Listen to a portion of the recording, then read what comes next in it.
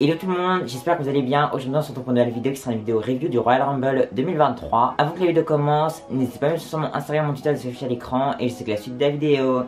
Donc le Rumble c'était ce week-end. Bon là je filme cette vidéo quelques jours après le Rumble parce que j'ai pas eu le temps de la faire le lendemain quoi. Donc je vais vous dire ma note globale du show. Moi au show total je mets 8 sur 10 car enfin moi j'ai passé un super bon moment devant le show. Ok il y avait deux mauvais matchs mais en soi moi j'ai adoré, j'ai passé un grave moment en regardant le show en direct. Je l'ai revu 3 fois, enfin une fois en direct, une fois le lendemain et une fois qu'on est passé sur AB1 hier. Bref, on va commencer par le premier match qui était étonnamment le Rumble masculin. Et donc le Rumble masculin, j'ai beaucoup aimé. La note globale du Rumble masculin, je mets également 8 sur 10. Sauf que j'ai eu des problèmes dans ce Rumble. Déjà pour moi ce Rumble c'était une surprise parce qu'il n'a pas commencé avec Seth Rollins, Cody Rhodes comme on pouvait nous l'imaginer, mais par un Gunther, Sheamus et tout. Donc déjà c'était pas trop prédictable, c'est ça le mot, je sais pas, bref. On pouvait pas trop prédire que c'était eux deux qui allaient rentrer dans le Rumble en premier. Mais le problème de ce Rumble en fait c'est que c'était que, je sais pas, des programmes contre programmes. Genre Gunther Sheamus c'est parce que c'est en rivalité. Il y a un moment il y a eu Omos Braun Strowman, il y a eu Brock Lesnar Bobby Lashley, il y a eu plein de rivalités qui étaient en cours ou d'anciennes rivalités qui datent d'il y a quelques mois dans ce Rumble. Du coup je trouve c'est dommage, il n'y avait pas beaucoup, enfin il n'y avait pas cet effet de mélange, je sais pas comment expliquer, bref. J'espère que vous comprenez, mais moi c'est le seul problème que j'ai avec ce Rumble, sinon il était vraiment super bien. Cody qui rentre en 30, bon, je pense pas que c'est une bonne idée. Ça c'est fait. Après pour moi s'il n'entrait pas en 1 ou 2 et c'était en 30, il allait pas venir en 14ème. Et donc c'est Cody Rhodes qui a gagné le Royal Rumble avec un super final entre Gunther et Cody. Moi je suis super content qu'il ait gagné le Rumble parce que bah, pour moi j'étais pour Cody Rhodes. Et donc à Mania il va affronter Roman Reigns, ça a été officialisé lors de l'épisode de Raw. D'ailleurs, l'épisode de Raw qui était vraiment super bien, ça a fait plusieurs semaines que j'avais pas aimé un épisode de Raw comme ça, bref. J'ai très hâte de voir Roman Reigns contre Cody Rhodes pour les titres. Et j'espère que Cody va battre Roman Reigns pour qu'on puisse enfin séparer les titres et tout ça, juste pour qu'il y ait un renouveau, une draft et tout, bref. J'ai hâte d'être dans les shows après Mania et j'ai très hâte d'être à Mania même. Également dans le Rumble masculin, je trouvais qu'il manquait de surprise parce qu'il y a eu Booker T en surprise. Bon, moi je trouve c'est pas mal parce qu'on l'a pas souvent dans les Rumble en surprise, Booker T. Edge qui a fait son retour, mais il manquait de légendes et de gros retours comme, je sais pas comment expliquer, comme je sais pas, Rick Boogs même, ça aurait été bien qu'il fasse son retour au Royal Rumble par exemple, ou un Riddle. Moi je pense que dans ce Rumble, les Street Profits et Alpha Academy, ils auraient pas dû être là, parce que c'est deux, enfin on savait que les 4 ils allaient pas aller à Mania même, donc je pense que ces 4 catcheurs fallait les supprimer et mettre à la place un Braun Breaker de NXT pour être le champion NXT, mettre d'autres légendes, je sais pas qui on peut mettre vraiment comme légende, mais bref, juste on aurait enlevé ces 4 là et on aurait mis d'autres surprises, je pense que ça aurait été mieux. Pourquoi pas même Matt Cardona qui revient à la WWE. Il y avait plein de rumeurs sur ça, mais bah, apparemment il ne revient pas là. Deuxième match, c'est le Pitch Black match entre Bray Wyatt et LA Knight. Alors je m'attendais à un truc de fou, genre à une vraie bagarre entre les deux. Ça a duré 5 minutes. Les 5 minutes étaient pas mal. Déjà c'était plein de néons et tout, je trouvais que c'était super beau visuellement. Mais le match, je trouvais que les 5 minutes étaient pas mal. Il y a eu des spots, mais sauf que c'était trop court quoi. Je pense qu'ils auraient dû mettre ça en 10 minutes. Et vraiment faire un combat de catch normal avec des objets, faire une street fight avec juste des néons, ça aurait été bien, vous voyez. Je pense qu'ils auraient dû faire ça car c'était trop court, c'était à peine 5 minutes. Mais après il y a eu un gros après-match, ils sont allés dans le public et puis il y a Uncle Odi là, il a sauté d'un machin sur LA Knight, bref. Là je comprends plus rien avec Bray Wyatt. J'aime bien le catcheur et tout, je pensais vraiment qu'il allait revenir, vous savez comme Bray Wyatt en 2014-2015 là, avec sa Wyatt Family et tout, je pensais qu'il allait revenir comme ça. Mais là non pas du tout, il avait une sorte de masque quand il y avait les néons qui étaient activés. Une sorte de masque sur le visage qu'on voit que la nuit, bref, j'ai pas trop tiqué. J'ai hâte de voir vers où ça va emmener en fait pour voir quand Bray Wyatt il pourra en fait avoir des rivalités normales. Genre être dans des Fatal 4-Way pour être challenger numéro 1 au championnat mondial et tout ça par exemple. Juste voir Bray Wyatt catcher dans ce genre de match. Quand ça va être, parce que là on a que des rivalités où il fait blablabla. Et LA Knight lui il se fait victime.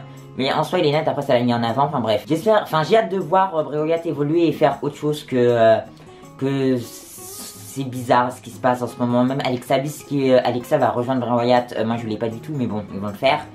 On verra bien. À ce match je mets 3 sur 10. Ensuite c'était le match pour le titre de Raw, c'était Bianca Belair contre Alexa Bliss. Comme à Raw, c'était un peu décevant. En fait, je sais pas, j'ai l'impression qu'Alexa Bliss, dans le ring, c'est pas fou. Quand je regarde, en fait, moi je suis tout le temps en train de regarder du replay. Par exemple, après, je me regardais un ancien pay-per-view. Alexa Bliss en mode goddess, je sais pas, moi je trouvais que c'était super bien et qu'elle avait un catch plutôt cool. Là, Alexa Bliss, depuis quelques mois, enfin depuis qu'elle a fait son retour, c'est pas fou. Elle a eu un bon match face à Bayley, ok. Est-ce que c'est bien Belair le problème? Bah, je pense pas. Après, c'est possible que les deux n'ont pas d'alchimie. Enfin, je crois qu'ils n'ont pas d'alchimie les deux, donc en soi, bon, elles ont fait de leur mieux. Mais bon, quand même, Alexa Bliss, un peu déçu. Le match était assez court, je crois que c'était 8 minutes. Bianca Belair a conservé le championnat, tant mieux. Et j'ai hâte de voir qui elle va affronter à Mania, parce qu'on sait que maintenant que Rhea Ripley, elle a pris Charlotte Flair à WrestleMania. Moi, je suis plutôt content qu'elle ait pris Charlotte Flair à WrestleMania, parce qu'en soi, moi, je veux vraiment voir Bianca Belair à Ripley. Mais je me dis, c'est logique qu'elle prenne Charlotte Flair. Au bout d'un moment, si elle prend le titre de SmackDown, elle devient Grand Slam Champion en plus en étant championne NXT UK. Il n'y a personne qui a fait ça avant. Elle a sa revanche de WrestleMania 36 parce qu'elle n'a jamais battu Charlotte Flair en 1v1 Rhea Ripley. Même avec sa rivalité ensuite en 2021 vers Hell in a Cell, WrestleMania Backlash et Money in the Bank où ils avaient un super match Rhea Ripley et Charlotte Flair. Bref. Moi je comprends totalement pourquoi elle a pris Charlotte Flair. Après, bon, je voulais vraiment voir Bianca Rhea. Mais pourquoi pas Bianca Asuka à WrestleMania, vraiment, c'est ce que j'espère. Parce qu'on va passer au Royal Rumble féminin. D'abord, je vais vous dire ma note pour Bianca Belair avec Alexa Bliss. Je mets 4 sur 10. Parce que j'étais vraiment un peu déçu. Enfin, je sais pas, j'ai pas les mots. Le Rumble féminin, c'est le Rumble que j'ai préféré. Je mets 8,5 sur 10. Et je pense que c'est un de mes Rumble féminins préférés. Donc déjà, je trouvais qu'il commençait plutôt bien. Il y avait la favorite, Rhea Ripley, et la gagnante. Et en deux, on avait eu Liv Morgan. Ça, c'était génial. Sauf après, ça a un peu descendu. On a eu Dana Brooke, on a eu Emma. Je me suis dit, oh là là, ça va être comme ça tout le Rumble. Mais non, il y a Bayley qui est arrivé un peu plus tard. Il y a les grosses stars. Donc là, ça va. C'était pas trop programme contre programme. Il y avait la grosse rivalité Becky Lynch, Bayley dans ce Rumble qui était mise dedans. Ils se sont fait éliminer. Bref, ça c'était pas mal. Il n'y avait pas trop de programme contre programme comme dans le Rumble masculin. Donc tant mieux. Il y avait pas mal de surprises. Déjà, le retour. Déjà, il y avait le premier retour. Je sais plus trop dans l'ordre. Bref, il y avait Piper Niven. Elle a fait son retour avec son nom de Piper Niven. Son thème de Doudrop un peu remixé. Enfin, bref, moi je suis trop content de la revoir. J'ai l'impression qu'elle est plus solide dans le ring là. Bref, j'ai très hâte de la voir dans les matchs. En plus, la semaine prochaine, elle est dans un Fatal 4-Way pour être dans le Chamber Match pour le titre de Raw. Et j'espère vraiment que c'est soit elle, soit Carmella qui le gagne. On a le retour d'Asuka. Et Asuka, cette nouvelle Asuka avec ce maquillage, son nouveau thème. Bref, je la trouve incroyable là. Donc c'est vraiment pour ça que j'ai envie de voir Asuka Bianca Belair à WrestleMania et Asuka devient championne de Raw. Bref, j'ai trouvé ça, mais quand elle est arrivée, je sais pas, Asuka, elle a une pop de malade quand elle a enlevé son masque. Moi, j'en revenais pas. Je suis trop content qu'enfin Asuka ait évolué comme cela. Et j'espère que elle va être une future championne dans les mois qui viennent. On a le retour de Chelsea Green. Et Chelsea Green, sa gimmick, hein, c'est un peu d'être la rigolote. Enfin, je crois elle joue quelqu'un, je sais plus comment ils appellent ça sur Twitter. Bref, c'est cool. Mais j'espère qu'elle aura des bons matchs. Parce que ça fait longtemps. Enfin, j'ai jamais vu de match de Chelsea Green en fait. En 1v1, j'en ai aucun souvenir. Je n'ai jamais regardé en dehors de WWE d'elle en plus. Bref. J'espère que son in-ring est plutôt pas mal. Et en grosse surprise à la fin, on a une Nia Jax. Moi j'étais content parce que j'aime bien Nia Jax.